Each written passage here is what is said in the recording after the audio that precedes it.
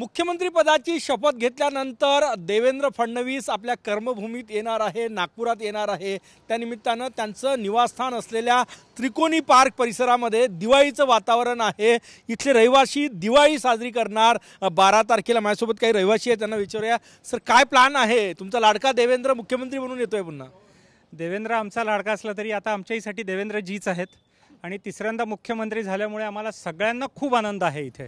म्हणून सगळ्यांनी मिळून आम्ही असं ठरवलेलं आहे की जेवढे त्रिकोणी पार्कात साधारण 40-45 घरं आहेत त्या सगळ्या घरांवर विद्युत रोषणाई केली जाईल, तेलाचे दिवे लावू आणि पूर्ण त्रिकोणी पार्कात रांगोळी टाकून आम्ही त्यांचं स्वागत करायचं ठरवलेलं आहे। जणू काय दिवाळी साजरी होणार। ही देव दिवाळी आहे। नुकतीच साधी दिवाळी होऊन गेली, आमच्यासाठी ही देव दिवाळी आहे। त्याच्यामुळे सगळ्यांनाच भरपूर आनंद झालेला आहे आणि आम्ही तो व्यक्त करणार आहे। रोषणाई आणि पारंपरिक पद्धतीने स्वागत करू। देवेंद्रजींचं हे निवासस्थान आहे, याच परिसरात ते लहानाचे मोठे झाले, काय आठवणी? आठवणी असंख्य आहेत। त्यांच्या लहानपणापासून तर त्यांचा राजकीय प्रवास, त्यांचं शालेय जीवन, आठवणी अनेक आहे। ते सदैव हसतमुख, सगळ्यांना मदत करणारे आणि अजूनही ते पूर्ण परिवार मानतात पूर्ण वेटाळाला। त्यांच्यात तो काही हे आलेलं नाही आहे बदल। त्याच्यामुळे आमच्यासाठी जे जसे होते लहानपणी तसेच आज आहे, फक्त ते सर्वोच्च पदी विराजमान आहे। तिसऱ्यांदा मुख्यमंत्री बनून देवेंद्रजी नागपुरात येत आहे, काय नियोजन आहे त्रिकोणी पार्कातल्या रहिवाशांचं? जसं यांनी सांगितलं पहिले, पूर्ण घरांवर आम्ही रोषणाई करणार आहे, रांगोळ्या टाकणार आहे आणि तेलाचे दिवे लावून राहिलो आहे। काही कटआउट्स आहे, गेट बनवून राहिलो आहे आणि 19चं आमचं ते हुकलं होतं काही कारणामुळे, त्यांच्याबरोबर गद्दारी केली होती काही पार्टीनी, त्याच्यामुळे ते आमचं राहून गेलं होतं।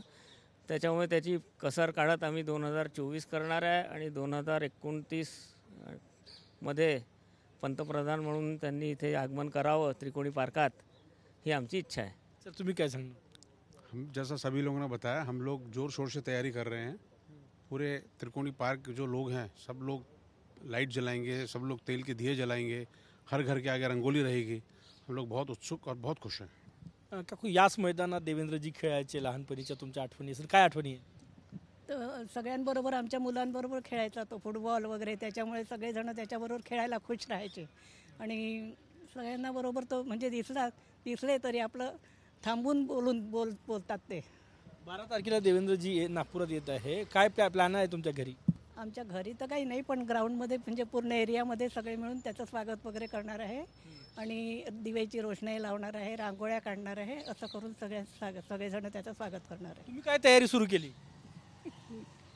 आम्ही सगळे वेटाळ म्हणजे एरियामधल्या मैत्रिणी वगैरे सगळ्या मिळून आम्ही रांगोळ्या, दिवे हे सगळं ओवाळण्याची वगैरे आम्ही एकदम आल्याबरोबरच त्यांचं ते स्वागत करू।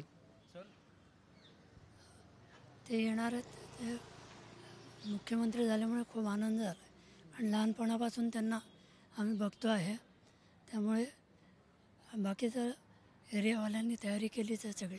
नक्कीच त्रिकोणी पार्क हा परिसर देवेंद्र फडणवीस यांचं खाजगी निवासस्थान असलेला परिसर आहे। ते लहानाचे मोठे इथे झाले, खेळले इथे, त्यांच्या राजकीय कारकिर्दीची सुरुवात इथनं झाली। त्यामुळे ते तिसऱ्यांदा मुख्यमंत्री पदाची शपथ घेऊन जेव्हा नागपुरात येत आहे, सर्वात आनंदाचं वातावरण या त्रिकोणी पार्क परिसरात आहे।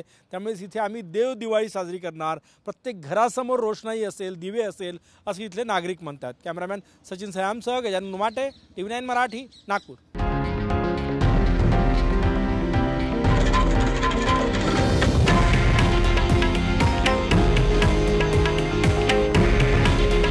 हे आहे देशातील नंबर 1 न्यूज नेटवर्क आणि आपण पाहत आहात TV9 मराठी। काळजी तुमची, हित महाराष्ट्राचं।